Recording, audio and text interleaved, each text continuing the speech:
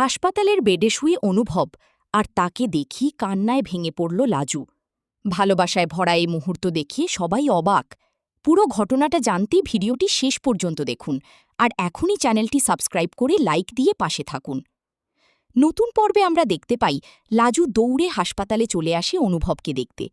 অনুভবের হাত ধরে সে কান্না করতে থাকে, যেন নিজের সব অনুভূতি উজাড় করে দিচ্ছে। ঠিক তখনই সেখানে এসে হাজির হয় বনলতা। রাগে ফেটে পড়ে সে লাজুর হাত টেনে সরিয়ে দেয় এবং বলতে থাকে, কেন এসেছি সেখানে। এরপর সবার সামনে লাজুকে একটা জোরে থাপ্পড় মারে বনলতা। অপমান আর কষ্টে কান্নায় ভেঙে পড়ে লাজু। কিন্তু বনলতা থেমে থাকে না, সে আরও অপমানজনক কথা বলতে থাকে লাজুকে। এদিকে অনুভব সবকিছু দেখেও যেন অসহায় হয়ে পড়ে থাকে।